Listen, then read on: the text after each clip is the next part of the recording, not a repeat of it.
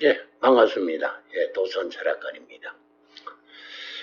오늘은 장생 12운성의 중에서 12운성 중에서 장생 젖먹이의 배우자 인연에 대해서 말씀을 드리겠습니다. 장생 젖먹이, 젖먹이는 말 그대로 엄마한테서 젖을 먹는 그런 시기죠. 젖을 먹는 그 시기에는 한참 사람들을 분별하고 제일 먼저 엄마를 식별하겠죠. 엄마를 제일 먼저 젖을 먹여주는 엄마니까 엄마를 제일 먼저 인식을 합니다. 그 다음에 주변에 있는 사람, 필요한 사람, 아빠 또는 형제, 그 외에 여러 사람들을 한 분 한 분 인식을 하게 돼요. 그래서 이 사람이 내한테 해가 되는 사람인지, 이 사람이 내한테 도움이 되는 사람인지 이런 것을 젖먹이 때 사리 분별을 합니다. 그래서 한참 젖먹일 때에는 사람들이 손짓을 하면 반응도 보이고, 또는 눈에 익었던 사람이면 먼저 안아달라고 손을 내밀기도 합니다. 젖먹이 때가. 그래서 엄마는 일종 배우자죠. 젖을 먹여주는 엄마는 배우자입니다.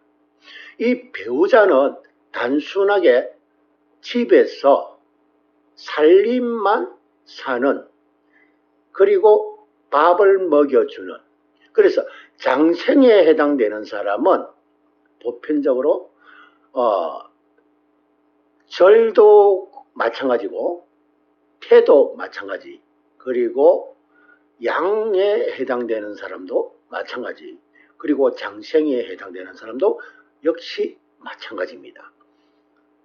혼에 해당되는 절, 태아에 해당되는 태, 신생아에 해당되는 양, 그리고 젖먹이에 해당되는 장생, 이 모두가 공통점이 뭡니까? 공통점이 본인 스스로 할 수 없다는 거죠. 본인 스스로 안 한다는 거예요. 심지어는 밥을 먹는 것도 차려줘야만이 먹습니다. 차려주지 않으면 먹지 않아요. 본인 스스로 할 수 있는 일은 아무것도 없습니다. 장생은 엄마는 젖을 먹입니다. 그러니까 배우자는 밥을 차려주는 역할밖에 안 합니다. 다른 역할은 없어요. 그래서 배우자, 장생에 해당되는 배우자는 밥을 먹여주는, 돈을 벌여주고 그리고 밥상을 차려주는 그런 역할. 어식주만 해결해주는 그런 역할밖에 되지는 않아요. 배우자 역할이. 그러면은 그 배우자 외에 다른 사람들은,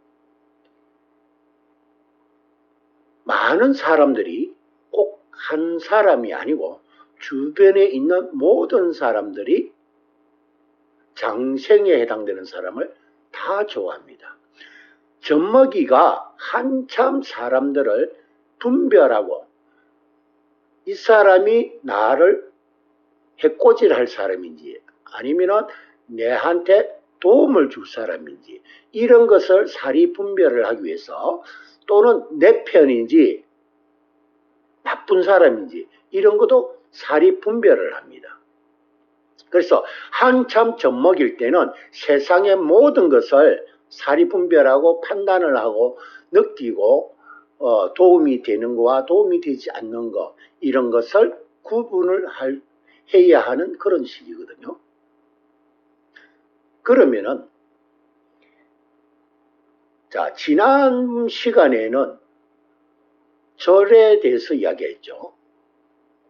절은 나비가 꽃을 찾아다닙니다.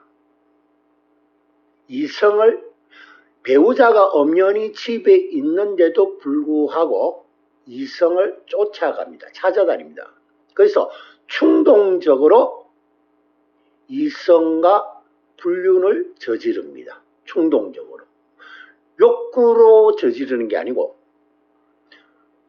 욕망으로 욕구로 저지르는 게 아니고 그 순간의 충동으로 인해서 이성과의 불륜을 저지릅니다. 그 다음에 태는 본인이 집 안에 있기가, 태가 원래 엄마 뱃속에 가만히 갇혀 있는 거죠. 엄마 뱃속에 가만히 갇혀 있는데 얼마나 갑갑하겠어요. 숨통이 터지겠죠. 갑갑해서 정말로 막 짜증도 나고 그러겠죠. 그래서 일탈을 합니다. 일탈을 하니까 바깥에 외부에는 모든 사람들이 도움을 주는 분도 있지만은 사탕발림 소리로 유혹의 손길로 불륜을 저지르게끔 하고 그로 인해서 이혼을 하게끔 하는 아주 세상이 무서운 세상으로 변합니다. 그런데 그 태에 해당되는 사람은 그래도 집 안에만 있기가 갑갑하기 때문에 밖으로 일탈을 하죠. 그래서 본인의 의도와 상관없이 유혹을 당합니다.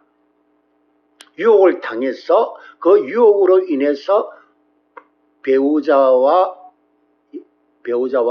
이혼을 하게 됩니다. 그거는 이혼은 본인 의지와 상관없이 이혼을 하는 거죠. 즉 다시 말하면 이혼을 당합니다. 양은 마찬가지로 엄마는 자기를 출생시키는 그 역할만 하는 거죠. 그러니까 배우자는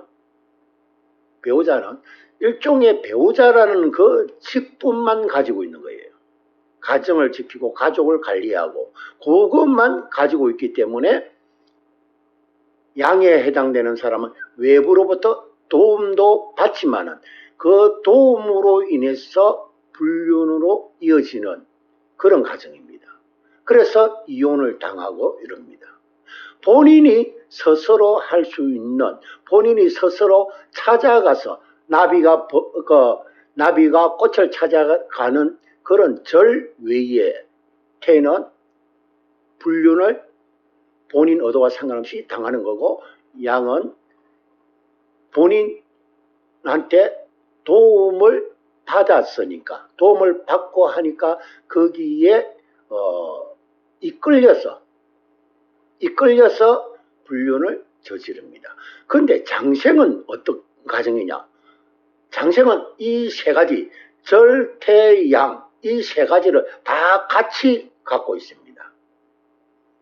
장생은 본인이 나비가 꽃을 찾아가는 식으로 본인이 직접 이성을 찾아가기도 하고 또 외부로부터 급탈을 당하기도 하고 또는 외부 사람들로부터 도움을 받으면서 그 도움의 손길이 유혹으로 빠져서 불륜을 저지릅니다.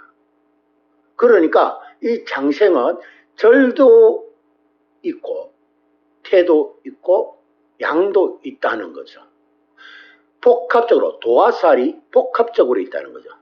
장생은 복합적인 도화살입니다. 절은 벌이 꽃을 찾아다니는 식으로 이성을 유혹하러 다니고 태는 외부로부터 겁탈을 당하거나 그런 행태고 양은 도움의 손길에 그 뒷면에 넉대가 있는 그런 행태인데 장생은 그 모든 것을 다 지니고 있다는 거죠. 그래서 공통적으로 절, 태, 양 그리고 장생 이것은 불륜으로 인해서 배우자로부터 이혼을 당하는 거죠. 본인은 이혼을 안 하려고 합니다. 안 하려고 하는데 이혼을 당하게 되는 거죠.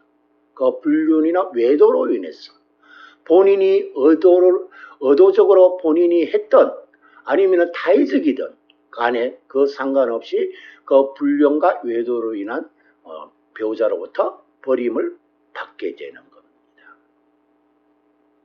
그래서 절태양장생 이 자체가 모두가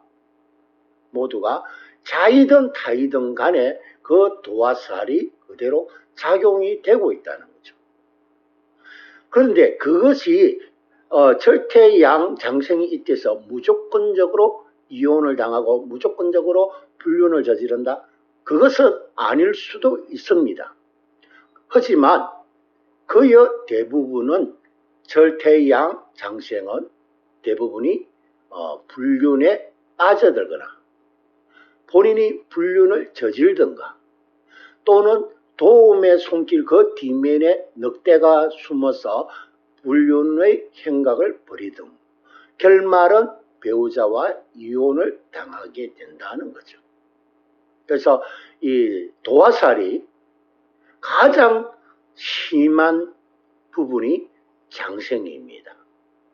모든 도화살을 다 갖고 있기 때문에.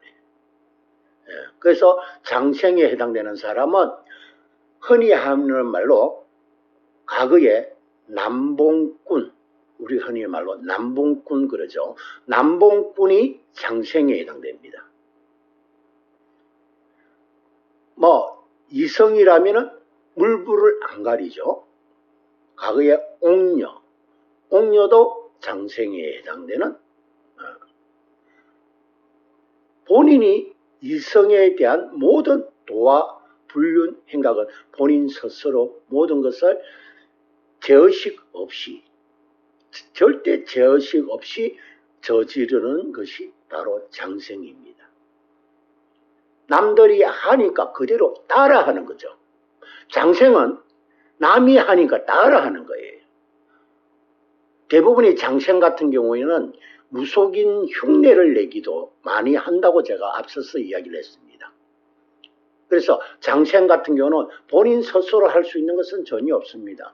누가 옆에서 이거 해봐라 저거 해봐라 이렇게 해서 따라하는 경우, 자기가 하기 싫고 그래서 흉내를 내는 그런 과정입니다.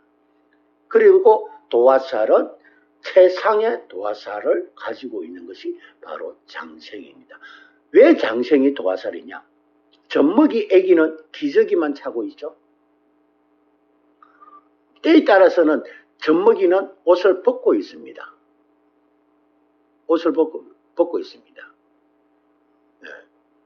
자, 그 단계가 넘었으면 이제 유아가 되죠. 기저귀 차기 걸어다니는 아장아장 걸어다니는 유아에 해당되지만은 일단은 1단계에서 절태양장생은 도화살이라고 하여 절은 본인이 자의적인 도화살, 절은 자의적인 도화살, 태는 타의적으로 당하는 도화살, 타의적으로 당하고 양도 도움의 손길 그 뒤에 숨어있는 늑대에 또는 이리에 또는 꽃뱀, 꽃뱀.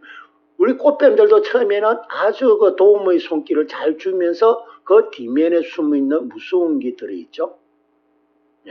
그래서 장생은 이 모든 것을 다 갖추고 있는 것이 장생의 도화살. 도화살 중에서 최고 강한 도화살을 지니고 있다는 거죠. 이해가 되셨나요? 이해가 되셨으면 좋아요 한번 눌러주시면 좋겠습니다. 감사합니다.